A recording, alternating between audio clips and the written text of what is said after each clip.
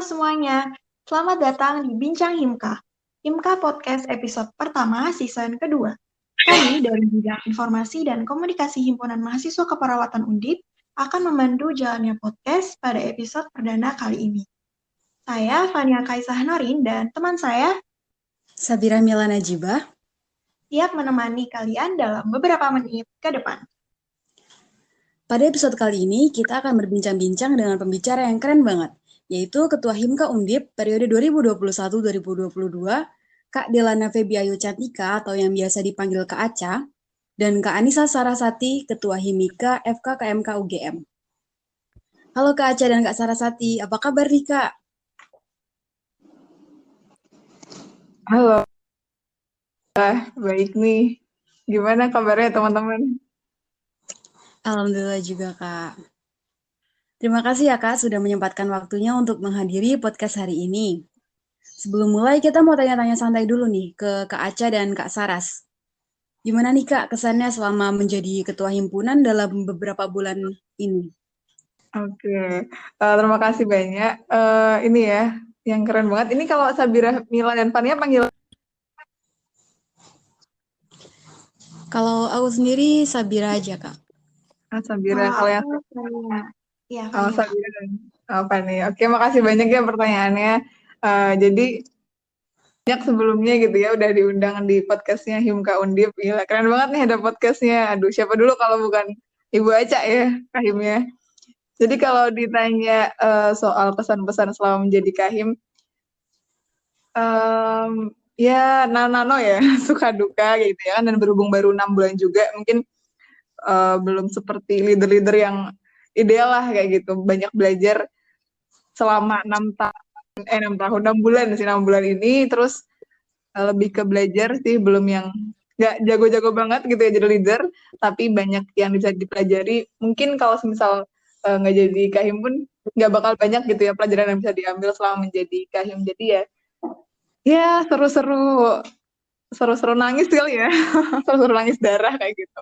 Itu sih dari aku. Oke, tapi Kak Saras nih keren banget sih guys. Kalian kalau misalnya punya waktu bisa ketemu sama Kak Saras, kayaknya harus banget sharing sih, sumpah. Makasih Kak Saras, aku juga mau ngucapin makasih sih, karena jujur aku ngajak, terus ternyata Kak Sarasnya mau, jadi akhirnya kita bisa bareng-bareng ngobrol di sini gitu kan ya.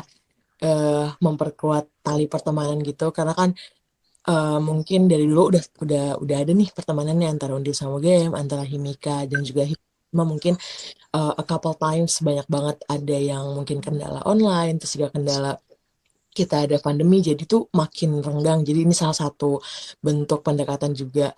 Terus kesan pesannya selama 6 bulan jadi kahim mungkin sama ya, nano-nano gitu.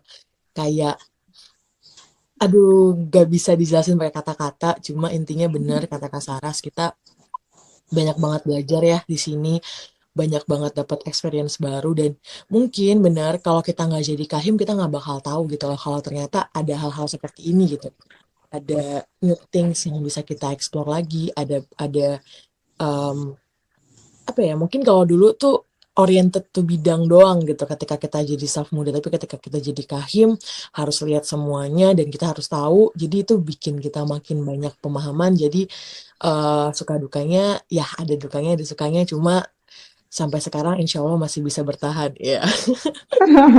Bener banget, bener banget.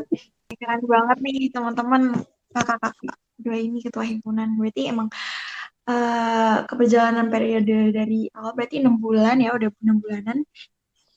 Nano-nano mungkin ya rasanya. Nah, untuk episode perdana kita hari ini nih, kita mau membahas tentang public speaking nih, Kak. Kan kakak-kakak sebagai ketua himpunan, pasti public speaking-nya kan udah nggak diraguin lagi nih. Nah, kita mau ngepoin tentang pandangan public speaking dari Kak Aca dan juga Kak Sarah. Yang kita harapkan ke depannya dapat memotivasi teman-teman mahasiswa keperawatan maupun mahasiswa luar keperawatan agar lebih berani, percaya diri, dan juga mau untuk belajar memperbaiki kemampuan public speaking-nya. Nah, langsung aja kita mulai ke pertanyaan yang pertama. Kalau menurut Kak Aca dan Kak Saras nih, apakah public speaking itu bisa dilatih, Kak? Oke, Aca dulu deh, gantian nih Ibu kahim kita. Kalau dari aku nih pribadi, public speaking bisa dilatih atau enggak? Of course gitu, kayak nggak mungkin public speaking itu jadi seketika, nggak mungkin eh, apa maksudnya, even artis pun, even seorang seorang entrepreneur pun nggak mungkin tiba-tiba jadi seorang entrepreneur yang bisa ngomong di muka publik. Semua itu kan ada prosesnya, dan sebenarnya kalau misalnya kita tilik balik, semua orang itu pernah belajar yang namanya public speaking, even nggak concern ke public speaking gitu ya. Jadi mungkin secara nggak langsung orang tua kita pernah bilang, ayo berani maju, atau ayo kita coba. Itu sebenarnya salah satu bentuk upaya untuk kita berani. Tapi memang concernnya untuk public speaking itu ketika kita masuk perkuliahan. Maksudnya ketika kita udah mulai perkuliahan, dosen, terus juga mungkin dari kaderisasi kita itu kayak menganjurkan untuk melatih soft skill ini, karena memang komunikasi itu kan untuk perawat khususnya ya, itu kan harus benar-benar jelas, harus benar-benar baik, karena mau nggak mau kita harus mengomunikasikan sesuatu, entah itu important or not, sama pasien gitu kan. Jadi emang kalau kata saya sebenarnya public speaking itu sangat bisa dilatih, apalagi buat orang-orang yang emang pengen banget public speakingnya lebih baik. Banyak banget sekarang, entah itu trainer, entah itu cuma sekedar materi, atau kalian bisa latih diri kalian sendiri untuk belajar public speaking gitu sih. Kak Saras nih. Oke, aku sepakat banget sama pendapatnya Aca ya. Jujur bener banget apa yang disampaikan oleh Aca. Mungkin kita nggak pernah concern gitu ya. Mungkin kita bukan orang yang antusias di bidang public speaking, tapi sometimes atau kadang-kadang itu ada momen yang memaksakan kita untuk mungkin waktu SD atau SMP suruh prestasi lah kayak gitu kan, itu udah bener-bener ini ya melatih public speak-nya. Cuman mungkin teman-teman dengar ini ya, satu bukan quote siap, tapi apa ya, dengan kutipan if there is a will there is a way kayak gitu loh. Jadi kalau bisa dilatih atau enggak, bisa gitu ya, bisa. Tapi ketika itu ada kemauan pasti ada jalannya kayak gitu. Kalau teman-teman pengen kayak gitu ya, ada kemauan misalnya itu dalam hati teman-teman, atau niat aja lah kayak gitu ya, niat aja pasti bakal ada jalannya kalau misal mau dilatih public speaking-nya. Aku juga sependapat banget sama Aca. Mungkin di luar sana bahkan public speaking itu bisa dijadikan sebagai bahan cari cuan gitu ya, misal jadi trainer, tadi Aca udah sampaikan juga jadi speaker atau menjadi public speaking enthusiast tuh pasti bahkan bisa dapat benefit yang lebih sampai cuan kayak gitu. Jadi kalau bisa dilatih bisa asal ada kemauan kayak gitu dari aku. Oke, makasih Kak Aca, Kak Saras. Berarti kemampuan public speaking itu sebenarnya bisa dilatih teman-teman, asal ada kemauan dari teman-teman sendiri dan niat. Nah, kemudian pertanyaan yang kedua nih, gimana nih cara melatih public speaking ala Kak Aca dan juga Kak Saras? Jadi jujur aku bukan orang yang antusias gitu ya di bidang public speaking. Kalaupun disuruh ini diajak Aca aja, aku kayaknya, waduh, aku nggak expert nih Cak buat bahas public speaking kayak gitu.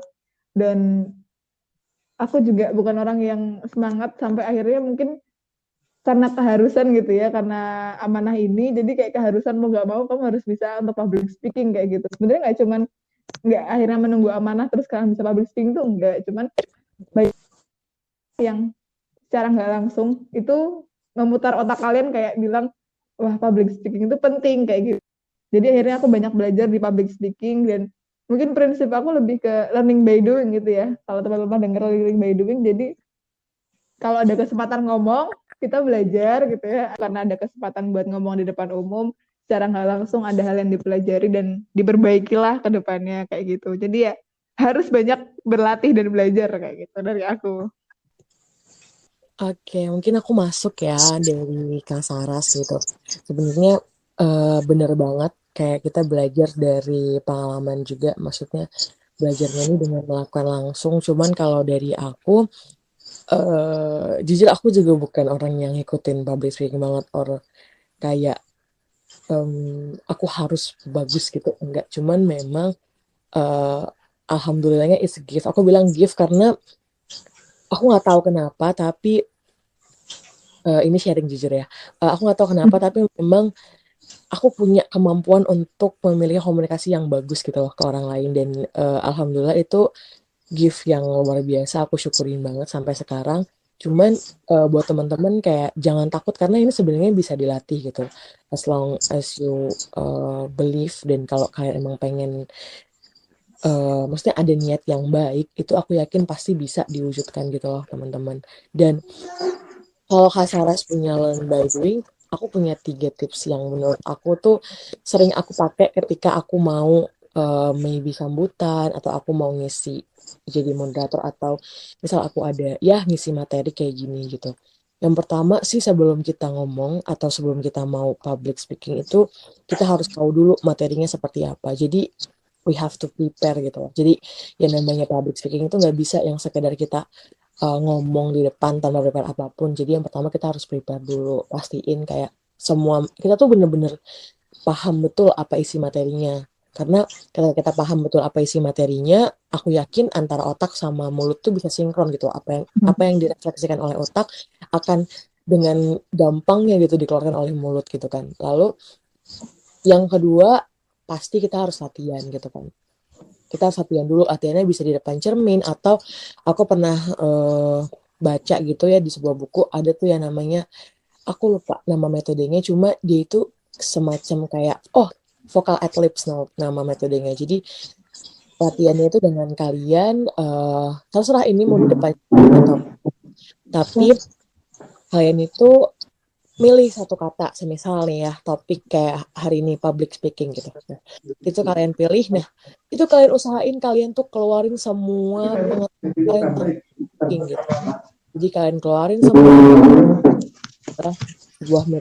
sebuah soft skill gitu-gitu. Nah itu salah satu namanya di situ. Itu juga nggak cuma ngelatih public speaking, tapi juga ngelatih sampai mana sih pengetahuan kalian soal topik yang kalian pilih gitu. Terus yang ketiga adalah percaya diri. Kalau kalian udah tahu, udah prepare, kalian juga udah latihan, kalau sama percaya diri, nanti bakal susah banget ya teman-teman, karena goals utamanya atau bisa dibilang pointernya nih itu dipercaya diri. Kalau kalian percaya diri, aku yakin semuanya bisa keluar maksimal. Tapi kalau kalian masih takut, pasti akan berpengaruh gitu ke entah itu appearance-nya kalian atau kayak semisal hadiran kalian gitu di situ. Itu sih dari aku. Oke, bener banget nih Kak. Learning by doing. Jadi kita belajar dengan cara mencobanya langsung, melakukannya langsung. Tapi ya nih Kak, kalau public speaking itu kan kita berbicara di hadapan publik. Dan cara melatihnya sendiri itu dengan mencoba. Dan bener banget tadi kata Kak Aca, kita harus percaya diri dulu sebelum melatih gitu-gitu. Dan ada nggak sih Kak tips biar lebih percaya diri? Secara kita kan juga baru belajar, kadang tuh hambatannya tuh di kurang percaya diri gitu Kak, minder. Dan ada nggak sih Kak tips buat lebih percaya diri saat melatih public speaking itu sendiri Kak? Mungkin dari Kak Aceh dan Kak Saras ada nggak tips-tipsnya untuk melatih kepercayaan diri gitu Kak? Oke, aku dulu kali ya. Karena tadi udah melatih kepercayaan diri. Aku nggak punya concern tips sih, kayak nggak punya yang bener-bener tips yang bisa kalian lakuin part per part. Tapi yang pertama itu, sebelum kalian mau ini ya, misalnya kepercayaan diri itu harus dilatih dari hal-hal kecil. Contohnya berpendapat di kelas, terus tuh mengajukan pertanyaan di kelas, terus tuh berusaha untuk mention diri. Kalau aku sih, jadi kita tuh semakin sering kita mention diri kita ketika kita menanyakan sesuatu atau ketika kita berpendapat, itu sebenarnya juga melatih kepercayaan diri kita gitu. Dan percaya diri itu bisa kalian latih ya kalian memang niat gitu. Karena percuma nih kalian melatih kepercayaan diri tapi kalian juga setengah gitu. Karena yang namanya opini, yang namanya pendapat, atau yang namanya pertanyaan atau argumen tuh nggak ada yang salah. Semua orang itu punya opininya masing-masing. Tapi gimana kalian berusaha membawakan opini itu ke orang lain adalah kayak seni gitu loh. Jadi nggak, ya mungkin ada orang yang nganggap itu sebagai argumen yang salah, ada orang yang anggap itu sebagai argumen yang benar. Tapi ketika kalian berani atau ketika kalian berusaha untuk menyampaikan itu merupakan salah satu kepercayaan diri kalian gitu. Jadi kayak mana cara ngelatihnya, ya harus sering-sering mention diri kalian, harus sering-sering berani untuk tanya gitu. Dan intinya mikir dampaknya tuh nanti gitu. Yang penting kalian berani dulu, yang penting kalian tanya dulu gitu. Karena makin kesini tuh media kalian untuk apa ya, untuk show up diri, maksudnya untuk melatih kepercayaan diri banyak kelas atau misal ada materi kuliah tamu, misal kayak ya pemateri-pemateri yang sebenarnya itu bisa jadi salah satu ajang kalian untuk latihan gitu. Kira-kira kalian pede nggak sih buat tanya, ketika kalian pede nggak sih buat sekedar memberikan opini nih atas pernikahan dari kayak gitu sih dari mungkin Kak Saras bisa nambahin. Oke, thank you banget Aca. Kayaknya udah lengkap sih yang disampaikan sama Aca ya. Aku setuju banget sih emang kalau untuk melatih meningkatkan gitu kepercayaan diri, bener banget kita harus sering-sering.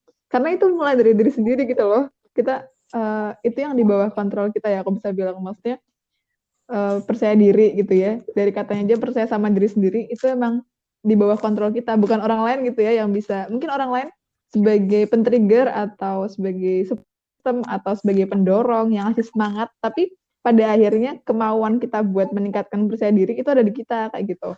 Jadi kita nggak bisa kalau pengen terus gitu ya, bahasanya kayak niat terus tapi kayak nggak dilatih, nggak dicoba, nggak diungkapkan, itu nggak bakal pernah bisa gitu ya untuk meningkatkan rasa percaya diri itu. Aja aku sepakat kita harus banyak memanfaatkan gitu ya ketika ada kesempatan, even kayak teman juga ada rasa pengen nanya tapi kok kayaknya takut. Jadi aku sepakat banget tadi kata Aja kalau misal percaya diri itu bisa dengan memanfaatkan momen-momen atau kesempatan di mana kita bisa ngobrol atau bisa ngomong, bisa menyampaikan pendapat. Gitu kan kita di sini juga punya hak ya. Benar banget kita hak atau pendapat kita menyampaikan opini itu salah kayak gitu. Jadi banyak-banyak manfaat dan kesempatan itu kita nggak pernah tahu gitu ya. Di poin mana akhirnya kita percaya. Pernah nggak sih ketemu sama aku pengalaman gitu ya ketemu sama orang yang mungkin dia nggak sepercaya diri itu, tapi ketika dia menyampaikan sekali gitu ya, terus berusaha untuk mematahkan mungkin ekspektasi dia untuk nggak bisa percaya diri, terus dia ngerasa kayak wah ternyata aku bisa ya kayak gitu loh. Itu yang sangat sering terjadi, mau nyoba padahal selangkah lagi itu mereka bisa deal with that gitu loh, bisa bener-bener oke, aku ternyata bisa gitu loh, lebih percaya diri, bisa lebih ngomong.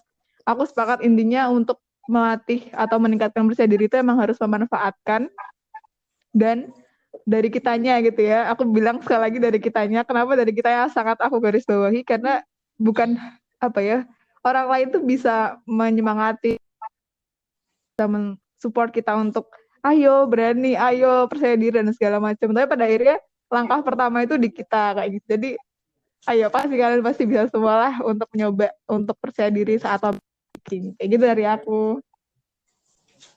Oke, terima kasih Kak. Setuju banget nih Kak, emang ya. Intinya tuh kita harus coba berani gitu ngambil langkah. Soalnya kadang kita tuh punya kemampuan tersembunyi atau kemampuan yang aslinya kita tuh bisa.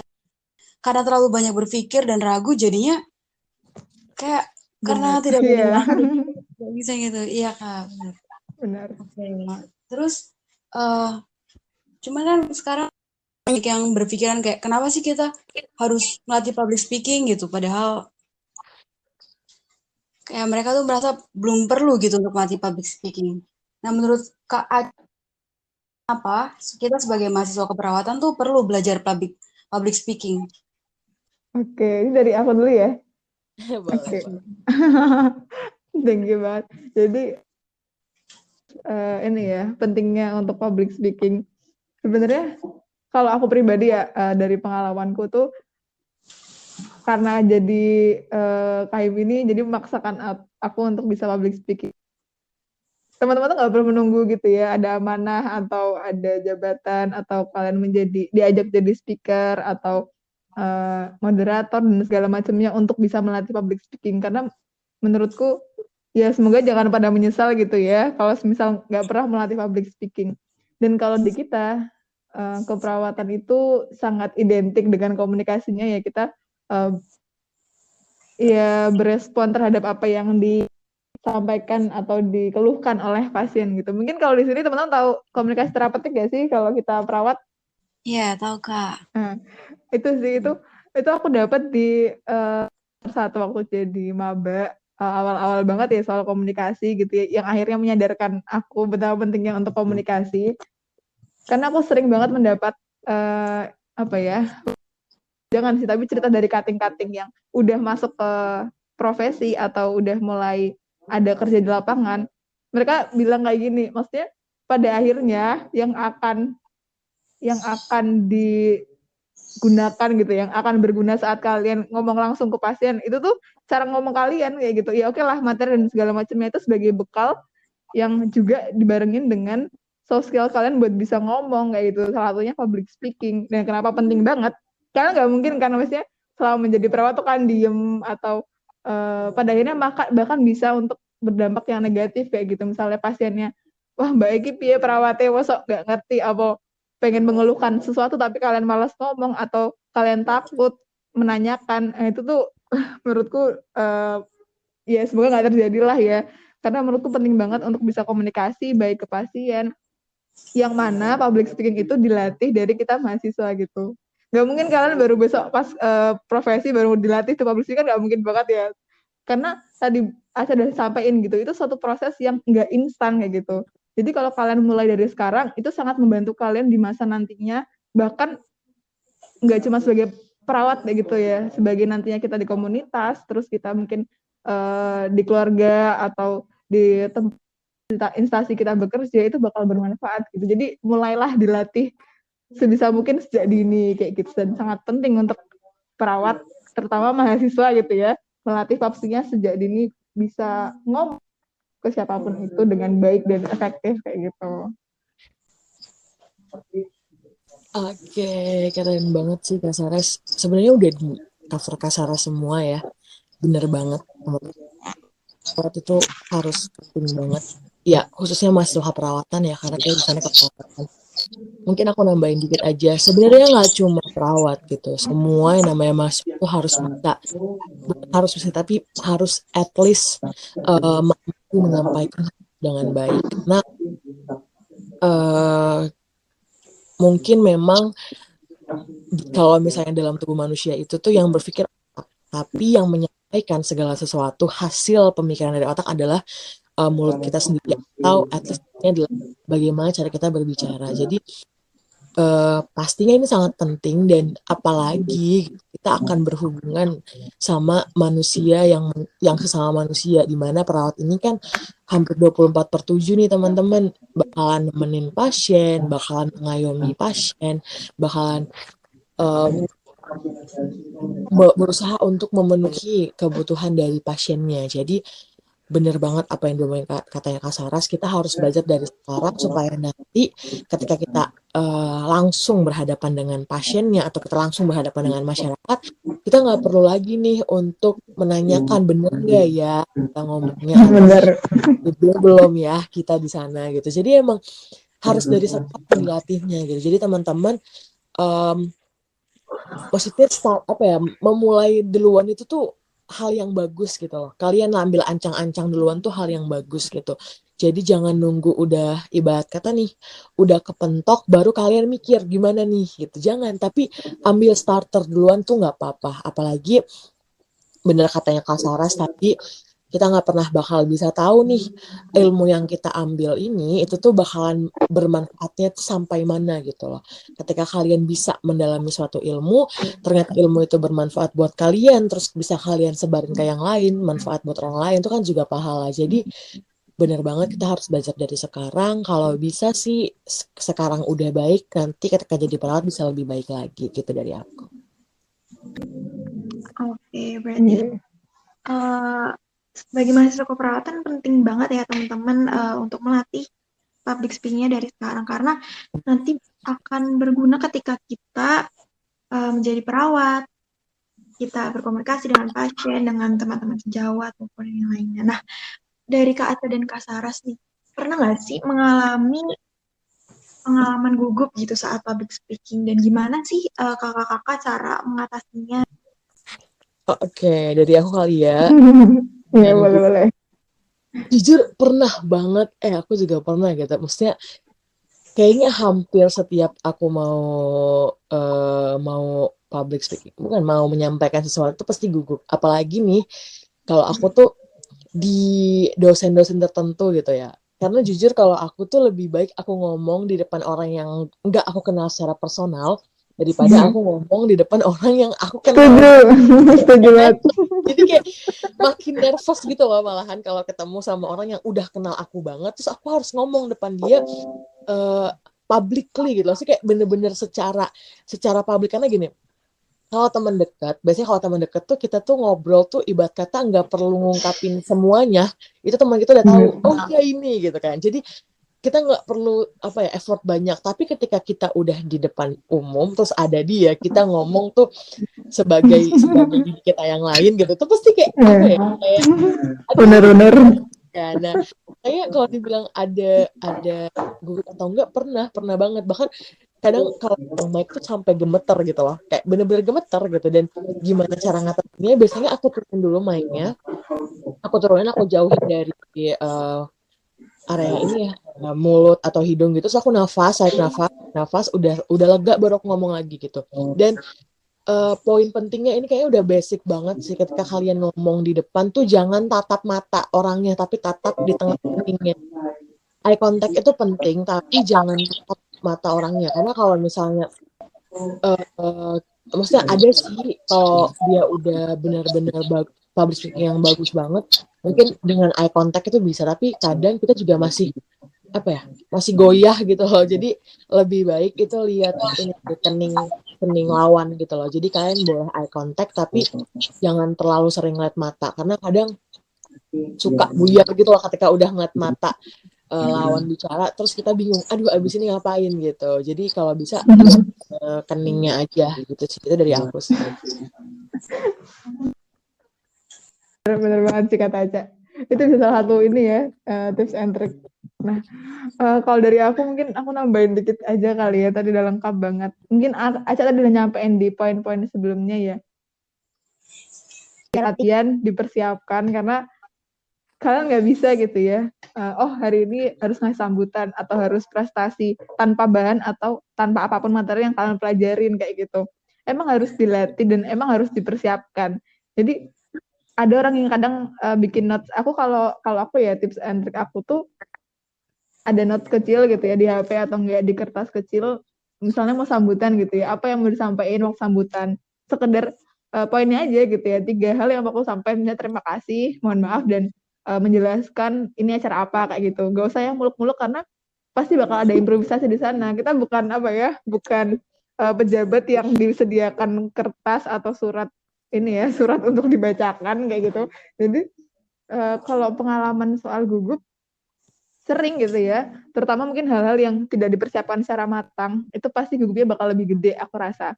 Jadi mempersiapkan secara matang itu yang tadi saya udah sampaikan di poin sebelumnya emang sangat penting kayak gitu ya, aku bisa bilang digarisbawahi banget.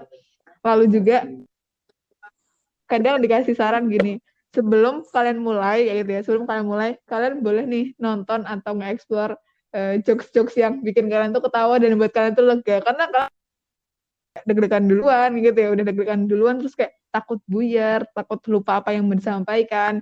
Jadi kalian bisa mungkin ya take a deep breath gitu ya, terus ambil nafas dalam sebanyak-banyaknya, terus coba hais sejenak kayak enjoy. Karena aku pribadi gitu ya pernah mengalami satu momen karena saking gugupnya apa yang disampaikan itu tidak lengkap atau tidak seperti yang aku harapkan. Nah nanti kalau udah selesai itu harusnya aku nyampain ini gitu, tapi ternyata lupa. Habis itu wah gimana nih dan segala macamnya, itu ada rasa penyesalan sih di sana. Cuma ya mempersiapkan tadi. Habis itu kalau Aca lihat kening orang, kalau aku biasanya nggak gitu loh, baru assalamualaikum segala macam.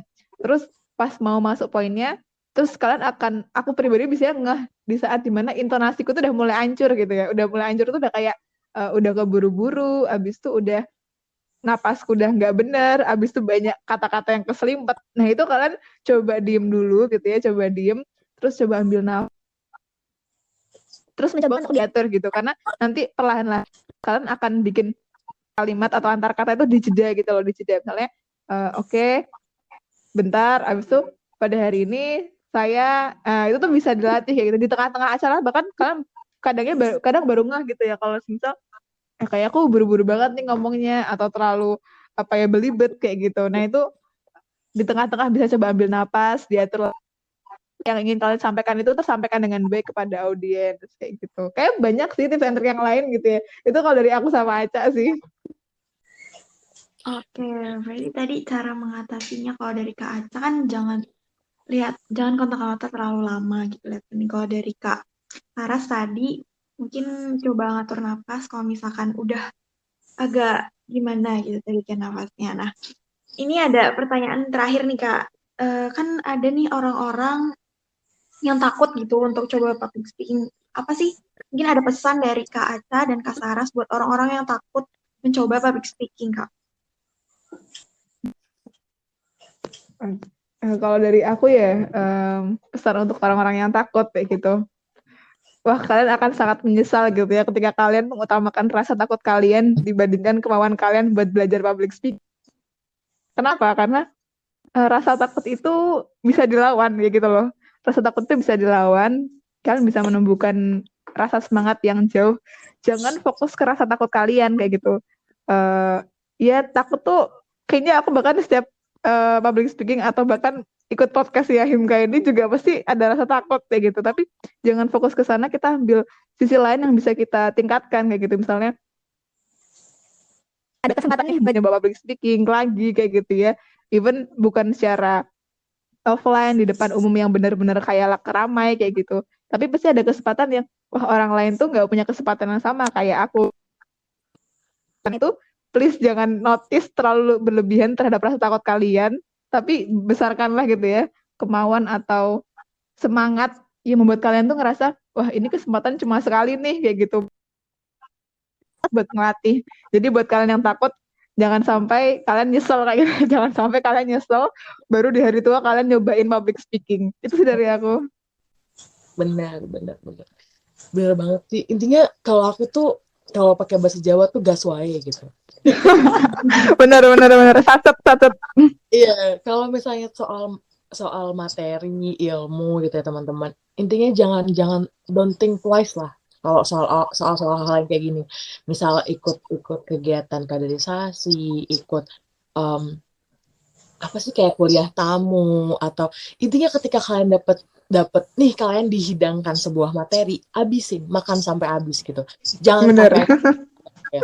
Setan nanti mau gimana akhirnya entah ilmu itu gimana kita nggak ada yang pernah tahu loh yang namanya ilmu bakalan kepake seumur hidup kayak gitu, apalagi ini public gimana sekarang itu udah Gen Z kan katanya udah milenial udah atasnya gimana hampir semuanya kita akan menyuarakan seperti apa sih gitu kan. Jadi pasti benar banget kata Kak Sarah sih. Kita bakalan kalian pasti bakalan yang namanya nyesel terus juga sedih lah gitu. Kalian udah dapet kesempatan untuk belajar tapi ternyata tidak bisa dimanfaatkan dengan baik gitu. Jadi selama kalian punya punya hal untuk dilatih, silahkan coba karena teman-teman nggak ada yang sia-sia kalau kalian belajar. Nggak bakal kalian belajar gitu ya. Meskipun kalian ngerasa kayak, sekarang belum kepake. Iya, no. Kita nggak tahu 2 hari lagi atau bahkan 2 jam lagi ketika ada immediately kayak ketika ada kegiatan yang benar-benar mendadak gitu. Kita nggak pernah tahu gitu. Kita nggak pernah tahu hidup. Tapi ketika kalian berusaha untuk belajar dari sekarang, itu bakalan jadi prepare buat kalian ke depan. Jadi takut itu boleh, tapi jadiin takut itu sebagai sebagai batasan aja, jangan bayangan aja kayak misal second of gitu loh. Ya aku takut aku bakal gini deh, aku bakalan freak out banget, tapi itu nanti liatnya bakal freak out atau enggak, coba dulu gitu. Jadi takut tuh buat reminder, bukan malah gedein takutnya, ilmunya dibuang atau kesempatannya dibuang. Oke, aku nambahin dikit aja ya. Boleh. percayalah gitu ya. Jadi kayak semangat banget sama Aca. Jadi percayalah buat kalian yang nyoba dari sekarang gitu ya. Kalian bakal menemukan banyak manfaat. Even kalian baru sekali atau 2 kali public speaking, dibandingkan kalian nggak pernah mencoba seumur hidup public speaking. Itu sih dari aku. Oke, terima kasih Kak Anissa, Kak Aca. Jadi sebenarnya public speaking itu bisa dilatih ya, dan cara melatihnya tuh gampang banget, cukup learning by do it. Tapi public speaking itu butuh waktu yang lama untuk melatihnya. Nah, untuk tips jadi percaya diri itu kita cukup berani ngambil langkah, jangan terlalu banyak berpikir, dan cukup lakuin aja gitu. Jadi kita lebih percaya diri saat nyampein apa yang mau kita sampein. Jangan sampai karena kita minder dan gak percaya diri, gugup, terus akhirnya apa yang pengen disampaikan gak kesampaikan dengan baik. Nanti akhirnya jadi menyesal. Bener-bener insightful banget ya perbincangan kita hari ini. Saking serunya sampai gak kerasa udah 50 menit nih berlalu. Kita jadi banyak pengetahuan nih dari orang yang benar-benar berpengalaman dalam Kak Aca dan Kak Saras. Terima kasih banyak ya udah mau sharing-sharing dan menyempatkan waktunya untuk berbincang dengan kita di episode pertama Bincang Himka kali ini. Terima kasih juga buat teman-teman yang udah dengerin podcast kita hari ini. Semoga apa yang kita sampaikan dapat dipahami dan juga diterapkan nanti saat teman-teman akan melakukan public speaking. Saya Fania Kaisah Norin dan teman saya Sabira Mila Najibah. pamit undur diri. Sampai ketemu di Bincang Himka episode selanjutnya. Bye-bye.